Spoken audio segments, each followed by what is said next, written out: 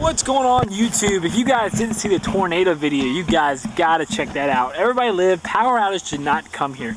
And it was a town away. I was in the sticks, and literally off camera someone said, I hope the tanks are okay, but literally off camera I said, if the saltwater tank crashes again, it's done. It's gonna be a discus tank.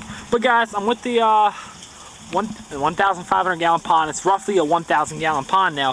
I'm with the pond today, and these boards actually started bowing because they were in the sun, but that side's stained, and you can see I've cut the pattern out already for the pergola, and I'm starting to work on the pergola. The bottom still got to get lattice, but I just got anxious and I couldn't wait. I had to see something up there. Right now this is not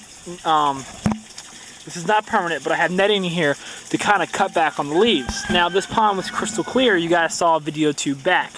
And what happened was that tornado dumped so many leaves in here, and I've got a few new fish in here I'll show you guys later. It still looks clear, but it was cleaner.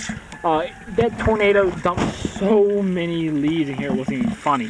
I mean, this tank just got foul, and it triggered the fish to spawn. And then the sperm and stuff messed the water up, so I did about a 50% water change, and you can see the water line right there. I'm filling it back up. But I want to talk about something, and that is, it's not always the fish store's fault. Just because your fish dies, it doesn't mean it's always the fish store's fault. It's not always their fault, guys. You have to realize something. They don't breed these fish. They don't, raise them up. They don't house them in water quality. They're not doing all that work. You don't know the back history to these fish. You don't know their genetics. You don't know if diseases are in the aquariums they were raised in. You don't know what's going on. There's a lot of variables. You could say that, oh yeah, I've got 0 nitrates, 0 phosphates, ammonia and everything are down. It's perfectly fine. pH is on spot, it's on par, DKH is fine. Everything's good. But you know what? You could bring that fish home and the fish could instantly die or die within a couple days, and you're saying, oh, it's the fish store, they got bad fish, yada yada yada yada. Well, sometimes, guys, that's absolutely true. Sometimes the fish store has shitty water. I'm not gonna lie. Every fish store varies, and every fish store will have bad things happen to their tanks every now and then, just like we have things happen. But you gotta realize something. Most of the time, 90% of the time, local fish store don't raise the fish that they sell. The fish come from somewhere else, and you have to realize that. I'll give you an example.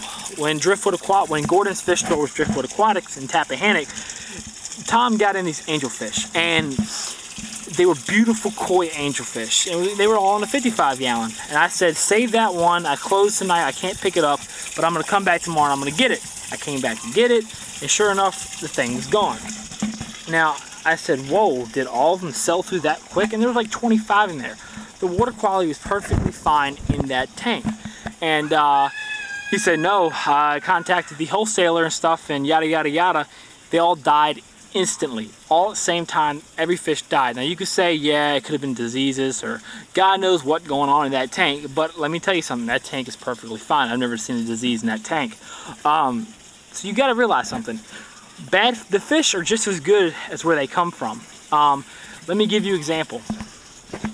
I got some fish to kind of start this pond up from Walmart. Instantly died. Now, some new koi I have in here from Blue Ridge Farms in was it North Carolina or South Carolina. One white one's right there at the bottom, and there's a sanke. That's a matsuba, and there's a sanke in here too. Right, you can't see them with the glare. I'm sorry, guys, but there's sanke in there too, and they're from Blue Ridge Koi Farms, and those fish are doing absolutely wonderful. I also want to talk about something else in this video, guys. I want to say, too big of a tank can be a problem. Sometimes, you always say, oh, you can't have too big of a tank. Guys, sometimes you can have too big of a tank. If your tank's too big, it's going to be hard to feed those fish. They're going to get lost in there. And what I mean by that, I have 2 Arandas in here. One actually died. I don't know why, but the other one's doing fine. I just saw him a couple hours ago. And the Aranda is still a baby. The body's the size of my thumbnail. Okay, a fish that small trying to find food, keep up with the other fish, it's kind of hard to do. So when you really look at it, the bigger the tank, it's not the better. You want to find a balance point. Small ponds are big aquariums. Like this 125 gallon pond. That's what I used to, I took the fish out of the old pond, I put them in that, then I put them in here. But that's a big tank, but it's a very small pond. You can put fish in there and it'd be stable all day. You put them in here, you put neon tetras in that thing, they're gonna be doing great. You put them in here, yeah, they could survive really well if you do it right, but they could also starve. It could be too big. They could be out-competed for food. There's a lot of variables to that. So when you're selecting aquarium size, you really want to do your homework, do a lot of research, find out what's really going to do good for your fish, house them with the proper inmates, and guys, just like any other thing, you want to make sure your tank is designed for a certain, I mean, fish are bred so hardy nowadays that they can withstand anything really, but you really want to try to mimic nature, in my opinion, as close as possible, guys. You want to try to replicate their house, their home, their natural environment as close as possible, because I believe you'll have more success that way. That's what I believe. Also, you guys see I've got this net on here just to block some leaves. Let me tell you what's going to go on with the pergola, or parabola. I mean, not parabola, damn. Wow, this is not math class. Pergola, spelled pergola. You guys see this right here? This is going to be also on this side right here, and then I'm going to have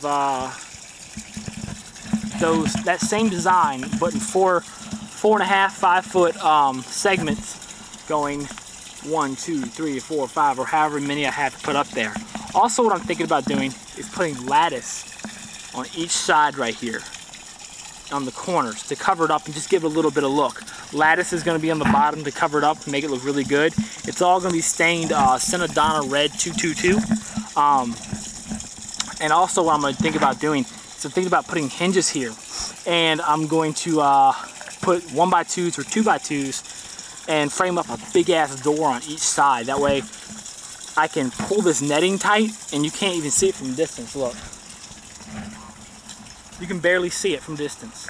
And I'm not even that far away. I'm probably like 16 feet away maybe.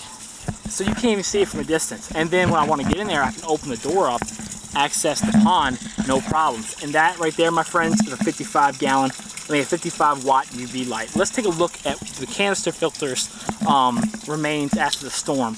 This is about 2 weeks worth of filtration. Absolutely disgusting. But you know what? It's doing its job. I use polyester pillow fabric. It's so fine, the microns are so fine, if you stuff it in it's even better, but it captures everything that goes through it. So guys, this is Wayne with Wayne's Fish Worlds.